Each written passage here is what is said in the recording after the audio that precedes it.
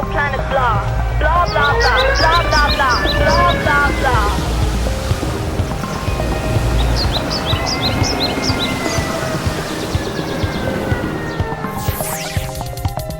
Kinka, klima eta natura krisia.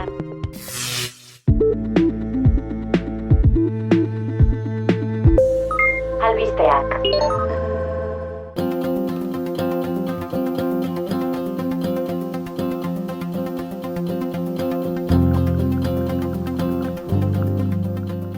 Gaixo entzule, zer moduz? Zu ere gaixorik egon zara? Ala bada animo asko. Goxatzeko, hemen dituzu azken egunotako albiste nagusiak. 2019an baino toxiko gehiago aurkitu ditu Toxiko Watch ikerketa zentroak Zubietako erraustegiaren inguruan. Emaitza horiek ez datoz bat Biogipuzkoak ateratako ondorioekin. Ikerketa zentroak esan du laginketa askotarikoak egiten jarraituko duela. Greenpeace erakundeak ere auzitara eraman du Urdaibaiko Guggenheim Museoaren ekimena, kostalegearen urraketa dela eta. Aurrez ere salaketa bera aurkeztu zuten Guggenheim Urdaibai Stop eta Zain dezagun Urdaibai plataformek. Estatuek klima aldaketaren aurkako neurriak hartzeko betebeharra dutela esan du itsastu zenbidearen nazioarteko auzitegiak. Estatu uhartetar txikiek eta zenbait elkarte ekologistak historikotzat jo dute auzitegiaren ebazpena. Berriztagarriei dagokienez, 3 lerroburu. Statkraften parke eolikoaren aurkako helegite bateratua jarri dute Azpeitiko, Errezilko eta Zestoako udalek. Uste dute proiektuak ez dituela baldintza guztiak betetzen. Hernanin eta Ibarren parke eolikoak jartzeko baimenak eskatu dituzte.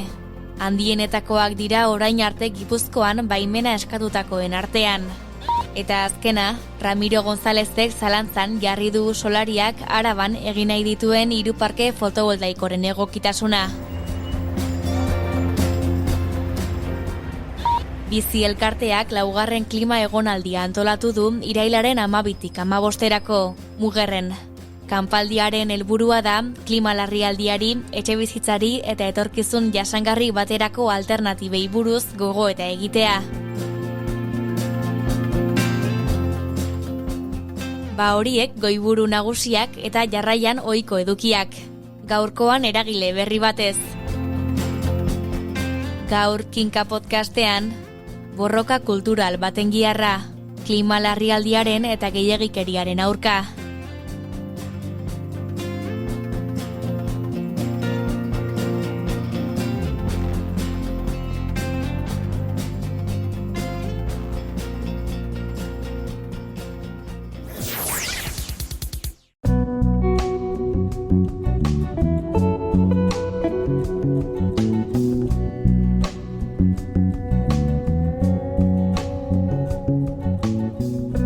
Kaixo, Oli, zer moduz? Ondo, nagore eta zu? Ondo, baita ere. Poste naiz, zer termino ekarri duzu gaur? Gaurkoan aterpe klimatiko. Aterpe klimatiko, hitz polita da. Bai. Eta zer da? Hain justu ere horiei buruz hitz egin zuen Ana Terra Bezeiruko ikerlariak berrian maiatzaren 17an. Ara harrapatu nauzu ez nuen irakurri nagore eta horregatik ez dakit zer den, baina tira, zer dio Bezeiruko ikerlariak aterpe klimatikoei buruz? Hala dio, aterpe klimatikoak espazio publikoak dira, barrukoak zein kanpokoak eta temperatura altuetan atseden hartzeko aukera ematen dute. Behar dutenei erosotasun termikoa eta segurtasuna eskaintzen diete udako bero itsaskorrari irtenbide bat alegia. Ados, erosotasun termikoa eta segurtasuna eskaintzen duen espazio publikoak dira orduan, eta beraz, aterpe klimatikoa gure auzoan, gure herrian, hirian aurki ditzakegu, ezta? Hori da. Eta zeintzuk edo nolakoak izan daitezke? Hala zehazten du Ana Terra Bezeiruko ikerlariak, babesleku horiek zuhaitz parkeak, liburutegiak, gizartetxeak eta beste espazio publiko batzuk barne hartzen dituzte eta guztientzat eskuragarri egon behar dute edo egon beharko lukete behintzat. Garrantzitsua hori, ezta, guztientzat eskuragarri egotea. Hori da, bereziki egoera zaurgarrian dauden pertsonei arreta emateko prest egon beharko lukete ikerlariaren arabera, ala nola aurrei, adinekoei eta haurdun dauden emakumei. Nagore kontutxo bat, hitz egiten ari zinela, akordatu naiz, nagore kontutxo bat, hitz egiten ari zinela eta azaltzen ari zinela, gogoratorri zaizkit hainbat espazio, aterpe klimatikotzat edo dauzkadanak, baina, dagoeneko ja badakigulako, zer den aterpe klimatikoa, baina egia esan, espero dut beharrik ez izatea aterpe klimatiko horientzat eta klima okerrerantzez joatea. Hori da, baina behar izan ezkero eskure egon daitezela. Bai, guztien eskura.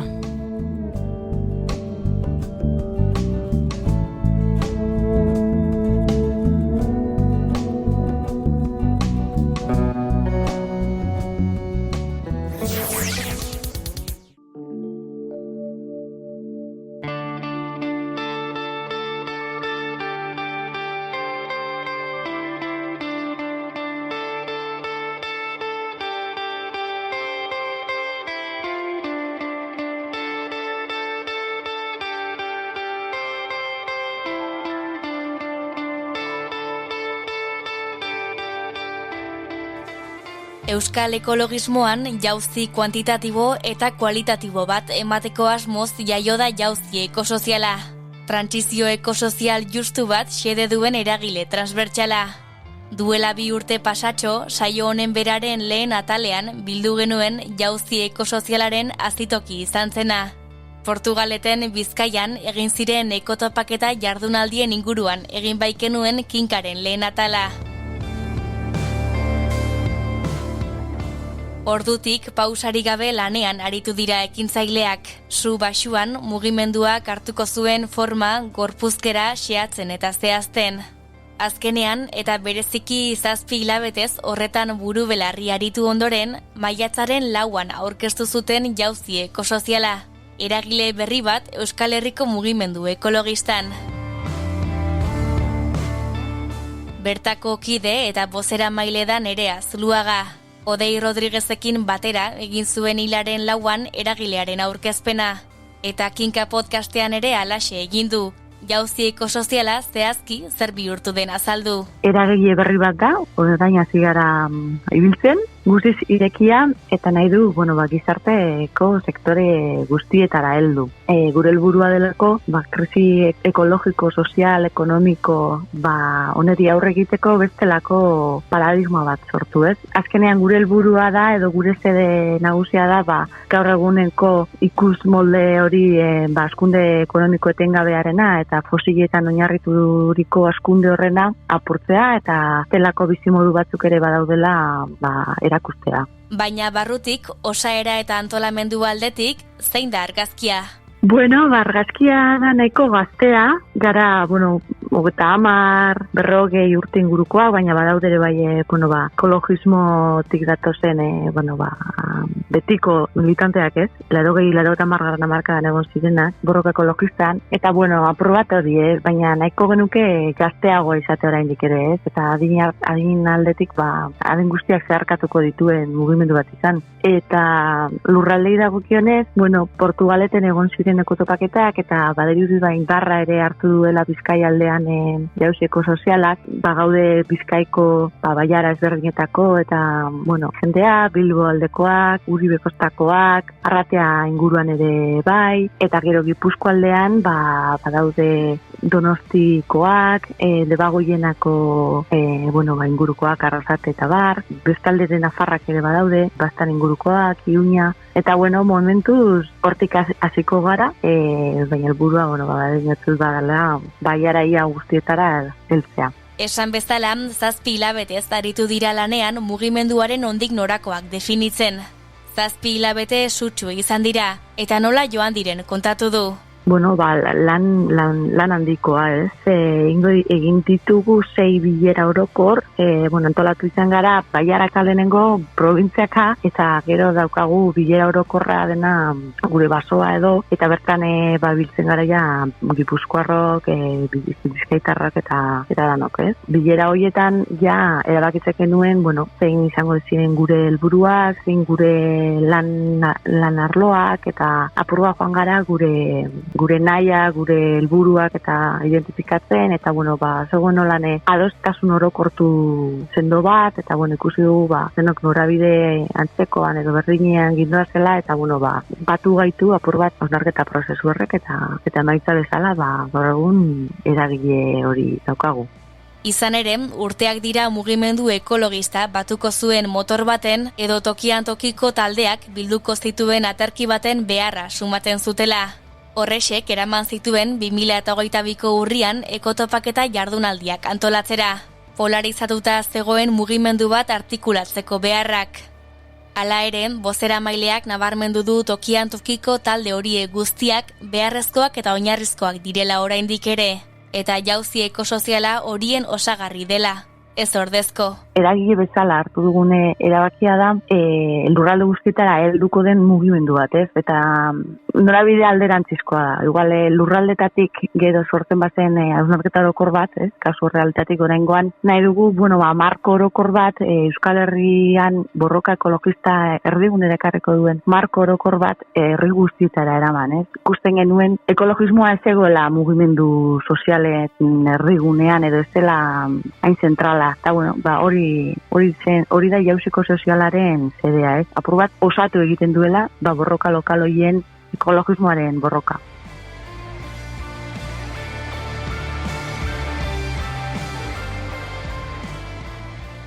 Beste afera eta borroka batzuen zeharlerro gisa ulertzen dute mugimendu ekologista. Eta beste hainbat baliorekin batera, justizia sozialarenak ematen dio nortasuna eragileari. Ekologismo ulertzen dugu, beste sektore guztiekin batera, ez? Mugimendu sindikalarekin, feministarekin, gazteak eta bar, ez? Uste dugu bizitzaren prekarizazioa arabalotuta dagoela mundu naturalaren prekarizazioarik edo haren kontrako erasoekin ere, bai. Orduan hori da balioetako bat, eta justizia sozialaren gaian ere asko zentratzen gara, ez? Uste dugulako, transizio ekologikoa edo klima larrialdea ez dela bakarrik gauza ekologistena edo natura edo dela gauza kuantitatibo bat, zientifiko ez bakarrik ulertu dezaketena, ez? Guk ulertzen dugu klima larrialdia erabat soziala dela ere bai, ez? Eta horregatik, adibidez, badaude ikerketak eginda klima larrialdia eta gizarte jasangarriagoak lortzen direla desberdintasunak murrizten diren herrialde horietan, ez? Handiagoak izan, herrialde horietan zeobikutadura edo desberdintasun sozialak, areagotu egiten dira, ez? Orduan, uste dugu desberdintasun edo berdintasunerako gizarte bat beharrezkoa dela ere bai klima larrialdia bezalako arazoi aurre egiteko. Ekofeminismoa ere gure balio garrantzitsua da eta portxe bat horiek, bai. Lanlerro horien artean, aberastasunaren eta bizikalitatearen pertzepzioan jarri nahi dute arreta bereziki. Guk nahi dugu borroka kultural bat eman, adibidez, aberastasuna edo ondo bizitzea, bizikalitatearen inguruan ditugun pertzepzioak edo horiek aldatzeko, ez? Eta bidorretatik, lehenengo kanpainetan eta udo honetan ere bai, nahi dugu salatu desberdintasun horiek, ez? Gure gizarteak sortzen du iruditegi bat ilusuarena eta aberastasunarena, eta guztiek nahi dugu oporretan ez dakizelako etxe batera guan, piztina daukana, gizarteko sektore pobrenak ere bai, kotze alik eta garestiak direnak, lurkoak direnak eta erosten dituzte, eta olako nahiak edo olako dezioak sortzeak gizartean, hori kritikatzen dugu, ez? Eta bide batez ere bai, bizimodu hori daramatenek diogu guk hoiek gehien kuntzatzen dutela, eta orduan hoiek ordaindu beharko duketela trantzizio ekologikoa. Bai, aldarrikapen hori egiten dugu, ez? Gehien kutsatzen duen hori, edo horrek erraga bidez, hoien aberastasuna birbanatzea, ez? Ari naiz enpresari handien eta Repsol bezalako enpresen diru irabazi, ez? Eta horiek, zergapetzea eta diru hori birbanatzea, txarran dauden horiei hoien zana ekonomikoa aditzea nola baitere, ez? Bai. Horren aurrean, baina, asko dira, hazkunde horri balaztarik jarri nahi ez dioten eliteak. Argi dago, badagoela hor ere indar handi bat orain arteko bide beretik jarraitzeko, eta badaude, greenwashing adibide asko, ez? Leia ez da erreza, eta, baina, lehiatu egin behar da, ez? Horregatik gu diogu transizio ekologikoa bakarrik, ez? Transizio ekosoziala eta bidezkoa izan behar da, ez? Eta modu justuan egin beharrekoa, ez dela, erreza da, diskurtso ofizial hoie inistea, ez? Ari direlako estaltzen, bestelako mezu positibo ez, eta, bestelakoa izan behar dela bidea, ez, gaur egun ez. Eta horretarako ezinbestean hitz egin behar da desazkundeaz. Era batera edo bestera nahita ez, iritsiko baita. Egia da, desaskundea bera gertakari bat dela, ez? Zientifiko diote, desaskundea etorriko dela. Beste gauza bada, zelan gertatuko den hori, desaskunde materiala badator. Asuntua da, bide horretan desberdintasunak areagotzen jarraituko duen, edo, hartzen dugun bide zuzenago bat, eta desberdintasun horiek murriztera, eta, badenentzako ez badagongo luzuzko bizimodu bat, naiz eta hori saldu nahi izan diguten, eta orain gainera sartzen digute teknologiaren bidez jarraituko dugula, ez aukera hori izaten jarraituko dugula, ez, gero eta gitziago, eta gainera, aberatzak gero eta aberatzago, eta pobrea gero eta pobreago. Horregatik, guztiontzako nahikoa izatearekin, bizikalitate bat ere lortu dezakegula, ez? Hori aldarrekatzen dugu jauziko sozialetik. Bide horretan badituzte eskariak euskal erakundeentzat. Egia da, ez daukagula horrela zerrenda bat eginda, baina bide honetatik, aldarrekatzen dugu zergapetzea, claro, egia da, Eusko Jaurlaritzak ez dakit dela zenbaterako eskumena daukan, ez? Enpresa handiei zergak jartzeko, eta gehien kutatzen duten horiei zergak jartzeko, eta baina bai bide horretan uste dugu, adibidez publizitateari hainbeste erreztasun eman beharrean, horiek kontsumoa murrizteko publizitatea murriztea, eta publizitateari zerga jartzea, edo batez ere enpresa handiei, eske da ekonomia globala mendenatzen duten horiek, ez gehien kutatzen dutena, baina Euskal Herria etorrita, Repsol eta Iberdrola bezalako enpresek, horiei diru-sarrera eta beraztasun hori, eskala hori murriztea, ez, desberdintasun eskala hori murriztea, eta diru hori transizio ekologikoa egiteko bideratzea, ez, transizio ekologiko soziala, transizio ekologiko fantastikoa, edo industriala. Orduan, zergapetzearena eta birbanatzearena, nik uste dut, alden neurrian eskatuko geniokula, Agendari dagokionez, gonbidatuak esan du oraindik ez dutela data zehatzik, baina aurreratu du udan egingo dituzten ekintza batzuk luxuari buruzkoak izango direla. Gehiegikeriaren gizartean neurritasunez jokatzeko beharra aldarrikatzeko. Hala, aldarrikapen horrekin eta eragilearekin berarekin bat egitera gonbidatu ditu entzuleak. Gonbidatu nahiko nuke jendea, ez? Etortzera, oraindik, badago lekua, eta badago, gai hau jorratu nahi duenik, edo zerotik hasi, edo ikastera, edo ematera datorren jendea, ez? Denok, super ondo hartuko ditugula, eta, jendeari animatu.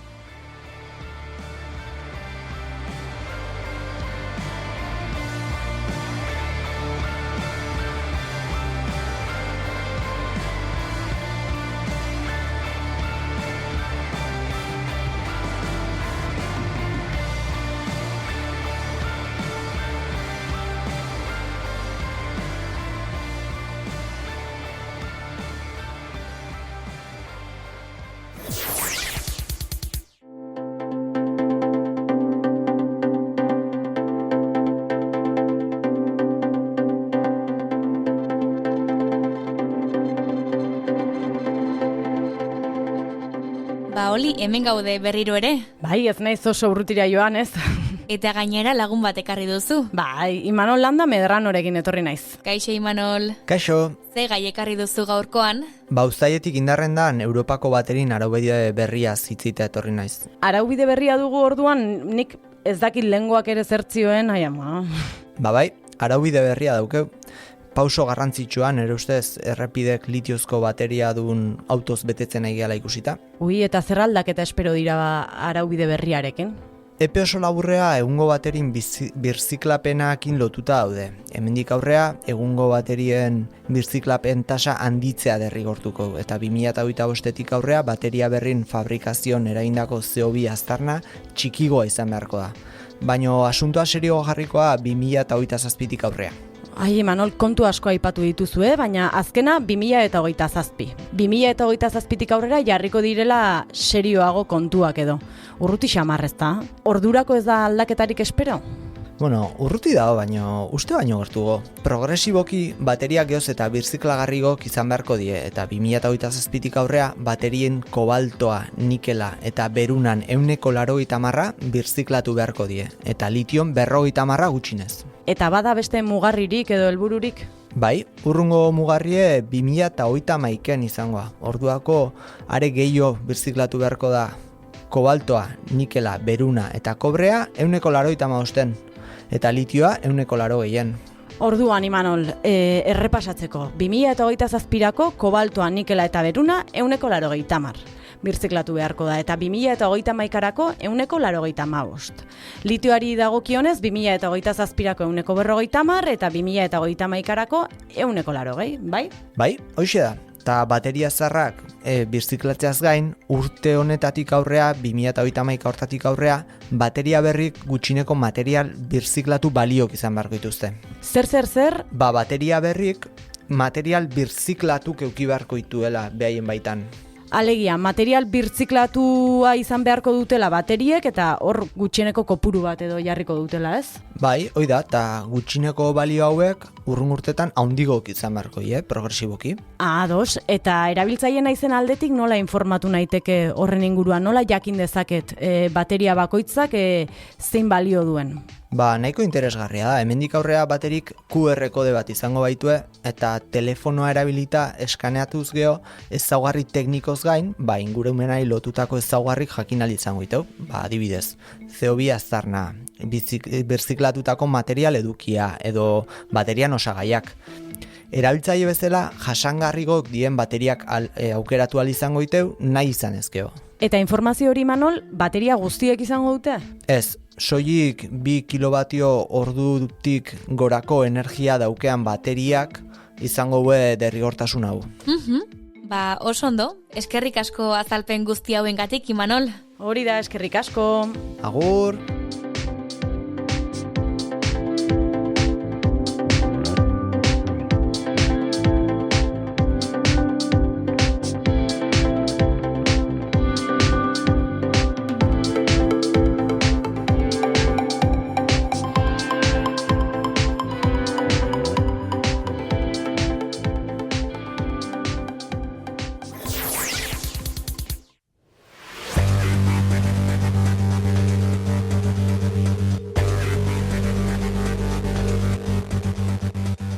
Kaixo berri, Zoli. Kaixo.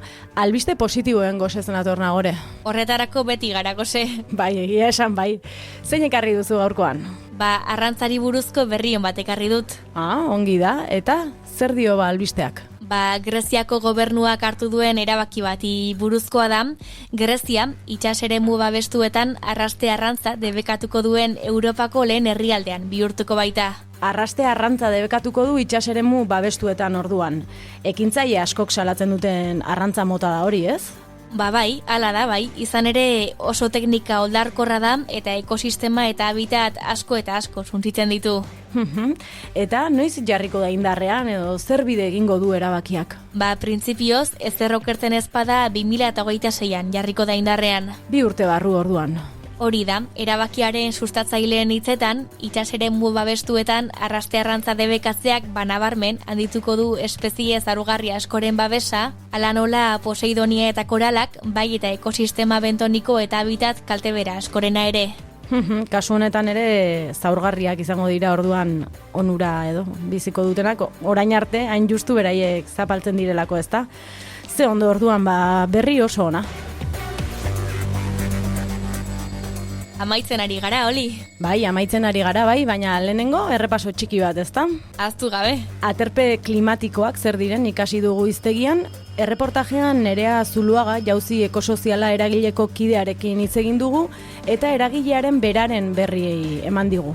Eta aholkuen atalean energia zaritu gara Imanol Landa Medrano kolaboratzailearekin. Ederki, eta orain kantuaren txanda. Hori da, eta zer kanturena gaurkoan? Ba, gaurkoan Beleren Kanikak kantuarena. Ona. 15 egun barru elkartuko gara berriz hemen berriaren klima eta natura krisiari buruzko Kinka podcastean. Kinka haizeak adina jakiteko. Eta gogoratu, 15 hitzordua egin ahal izateko berria lagunak beharrezkoak ditugula. Beraz, gustora entzuten bagaituzue arpidetu buletinera eta egin berria laguna. Eskerrik asko Oli eta eskerrik asko uinez bestaldea zaueten guztioi ere. Eskerrik asko zuri, Nahore.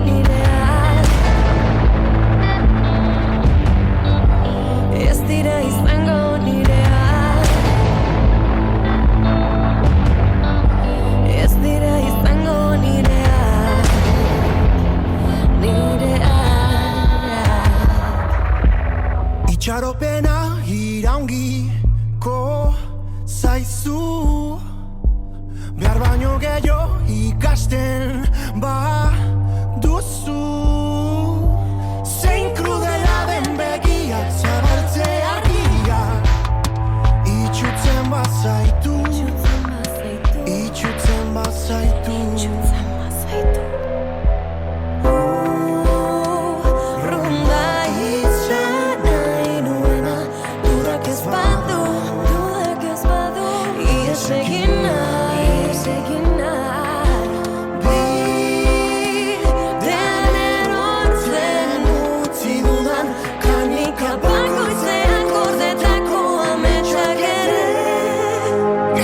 Izango nirea, ez dira izango nirea, ez dira izango nirea, ez dira izango nirea, nireak. Gorde kanika poltsa bat, ez zaitzan gauak harrapa. Gorde kanika poltsa bat, ez zaitzan gauak harrapa. Gorde kanika poltsa bat, ez zaitzan gauak harrapa. Gorde kanika poltsa bat, ez zaitzan gauak harrapa. Gorde kanika poltsa bat, ez zaitzan gauak harrapa. Poltsa bat ez zaitzan gauak harrapa. Gorde kanika poltsa bat ez zaitzan gauak harrapa. Gorde kanika poltsa bat ez zaitzan gauak harrapa.